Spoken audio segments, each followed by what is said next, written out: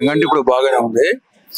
అయితే కొన్ని లక్షల మంది అగ్రిగోల్డ్ ఓట్స్ పడ్డాయని బాగా ఆశ పెట్టుకున్నారు ఈయన మీద.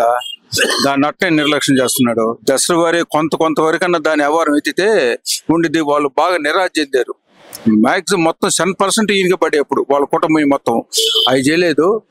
కానీ పరిపాలన పర్వాలేదండి, బాగానే గతం కంటే బాగానే ఉంది. దానికి ఇబ్బందులు ఉండేవి కదా, ఆయన ఇబ్బందులు కూడా చెప్తున్నాడు. ప్రతి ఒక్కరికి అర్థమైపోయినాయి. ప్రభుత్వం మన కుటుంబం మాదిరిగా ప్రభుత్వంలో ఉండే ఇబ్బందులు కూడా అందరికి అర్థమైపోయినాయి. దానివల్ల పర్వాలా ఈయన ఇంకా ఇంకో టైం కూడా ఈయన ఉండాలి, లేకపోతే మాత్రం మళ్ళీ వెనకటికి వచ్చేసింది. చాలా మార్పు ఉందండి. ఇప్పుడు అమరావతి ఇది అయిపోయింది, రోడ్లు ఒకటి ఇచ్చేస్తున్నాడు, ఎంప్లాయీస్ కూడా ఇచ్చేస్తున్నాడు, ఈ గ్యాస్ సిలిండర్లు ఇచ్చేస్తున్నాడు. మార్పు ఉందండి, దౌర్జన్యాలు కూడా ఏమి లేవు. మార్పు ఉంది, మార్పు ఎంత లేదు, బాగానే ఉంది. రోడ్లు పరిస్థితి పర్వాలేదు, చేస్తున్నాడు కదా, టైం లేదు, చేస్తున్నాడు కదండి, చెప్పేమి ఇవ్వట్లేదు కదా, చేస్తానే ఉన్నాడు. కాదు మరుగున పడిందంటే ఈ అగ్రిగోల్డ్ విషయం అని ఒక్కటే, దాన్ని పట్టించుకోవట్లేదు. మిగతా పర్వాలా, అది కూడా చేస్తాడన్న అందరికి నమ్మకం ఉంది, అది కూడా చేస్తాడండి.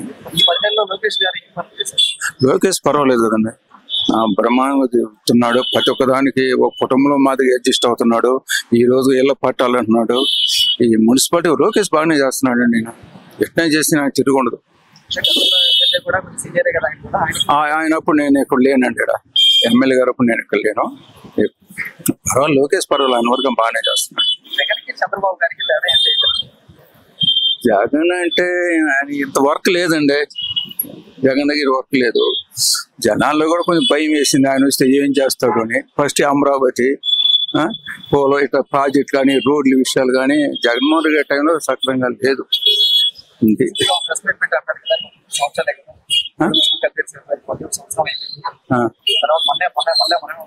అది రాజకీయ నాయకులు అంటారు కదా, మేము రామని అంటారు కదా.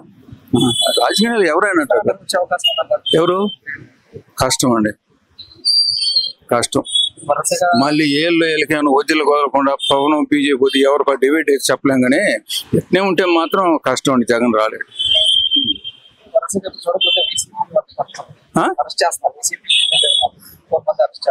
ఈ న్యాయంగా చేస్తున్నారండి. ఎంతమంది మా దౌర్జన్యాలు కదా జరిగిన తప్పులను బట్టి నిదానంగా అంత సాటిస్ఫాక్షన్ సాయంత్రం చేస్తున్నారు. కానీ ఎంతమంది ఎవరినంటే వాళ్ళు మాట్లాడుకొని చేయడానికి లేదు, చేసేది కరెక్ట్. ఇప్పుడు అక్రమం వాళ్ళు చేసేట మేమందరూ పేపర్లు చూస్తున్నాం, టీవీలు చూస్తున్నాం. అప్పుడు ఇప్పుడు ఆయన అక్రమం మేము ఎట్లా నమ్ముతాం, నమ్మం కదా. ప్రతిపక్షం లేదంటే దానికి ఎవరు ఏం చేస్తారు? ఓట్లు లేని ప్రతిపక్షం లేదంటే ఎట్ట దానికి పర్సంటేజ్ ఉంది కదండి, ఇన్ని రావాలని ఉంది కదా. పర్సంటేజ్ ప్రజలు ఇవ్వాలా? ఇవ్వలేదు. ఇప్పుడు చంద్రబాబు నాయుడు మొన్న ఓడిపోయాడు, ప్రతిపక్షంలో కూర్చున్నాడు. ఆ రోజు ఆయన ముఖ్యమంత్రిగా ఉంటేస్తారా? మనం అనుకున్నాండి, మొన్న జగన్ చంద్రబాబు నాయుడు 23 వచ్చిన ఆయన ముఖ్యమంత్రిగా ఉంటేస్తారా? ఎవరు కదా. అది ఎట్లానండి, వాళ్ళు ఎన్ని చెప్పినా జనాలు ఆలోచిస్తున్నారండి. పేపర్ ఎన్నాటి మాదిరి కాదు, వాళ్ళు ఎన్ని చెప్పినా నమ్మటం లేదు. డబ్బులు తీసుకున్నా ఓట్లు వేయటం లేదు, ముందు పోసినా ఓట్లు వేయటం లేదు. తీసుకుంటున్నారు, ఎవరికైనా వాళ్ళు కాస్తున్నారు.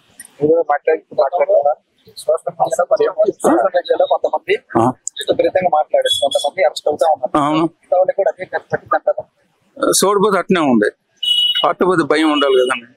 ఎట్లా మాట్లాడకూడదు.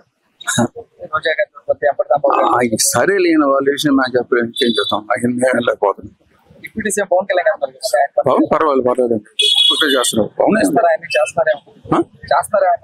ఎందుకు చేయలేదు? పవన్ ఎవరు అందరూ పర్వాలేదండి. ఇప్పుడు ప్రస్తుతానికి ఇప్పుడు మాత్రం వాళ్ళ మీద పర్వాలేదు.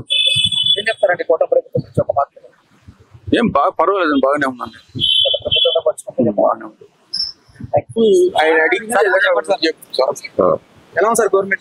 ఇప్పుడు పద్ధతిగా నడుస్తుంది.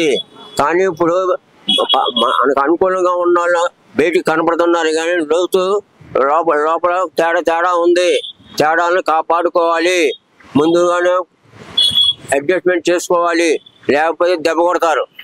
మంచి మనం మాట్లాడటం మంచిగానే మన తరపే మాట్లాడతారు, కానీ చేసే మట్టి సరి పద్ధతిగా లేవు. అందుకని ముందు జాగ్రత్తగా చూసుకోవాలి. మనం ఏదో ముందు వెళ్తున్నాం బాగానే ఉందా అనుకుంటే చాలా ఇబ్బందులు ఉన్నాయి. ఆ ఇబ్బందులను బట్టి కాపాడుకోవాలి. అంత మనతో స్నేహంగానే ఉంటారు, కానీ చేసే గోతులు తెస్తుంటారు. ఇట్లాంటిది కాపాడుకోవాలి. మనం అంటే ఒకటి కాదు, పద్ధతులు అన్ని మంచి చెప్పడం అందరం చూస్తున్నాం, దొంగలు చూస్తున్నాం, దొరలు చూస్తున్నాం, అందరం చూస్తూనే ఉన్నాం. కానీ నిజాయితీగా ఎవరుంటాడు, బయట మాట్లాడతాడు, మంచి మాటలు మాట్లాడతాడు, లోపల ఉండేది వేరే ఉంది. కానీ అది మనం కాపాడుకోవాలి. వీళ్ళు ఎప్పుడు హెలికాప్టర్ మీద తిరుగుతున్నారు, చాలా జాగ్రత్తగా ఉండాలి. హెలికాప్టర్ మీద వెళ్తాం రావటం కాదు, దాన్ని తగ్గించుకొని కొంచెం రోడ్లోనే నడవాలి. హెలికాప్టర్లు ఎప్పుడు తగ్గించుకోవాలి, అది అవసరం. అది మరి చెప్పండి ఏమండి. ఓకే, చెప్పక్కర్లేదు.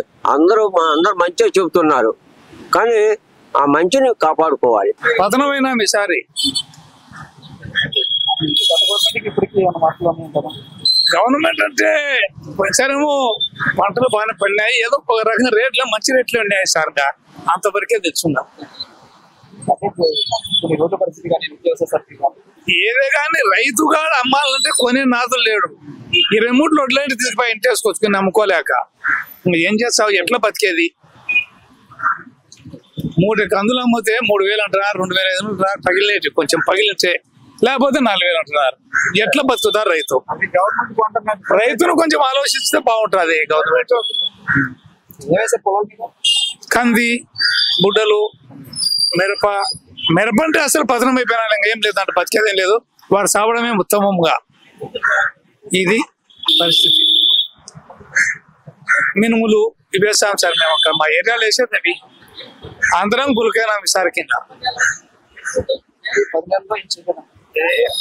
అది నాకు తెలిసినది, నాకు దేశం మీద నాకు తెలియదు. నేను ఊళ్ళో పల్లెటూరు ఉండేవాడిని, నాకేం తెలియవు కదా అట్లాంటివి. ఒక వ్యవసాయంలో బాగా నష్టపోయి కుప్పకూలిపోయినాం రైతులు మాత్రం కుప్పకూలిపోయినాం, అంతవరకే తెలుసు నాకు. పెట్టుబడులు లేవు, ఏమి లేవు, పతనం పతనం.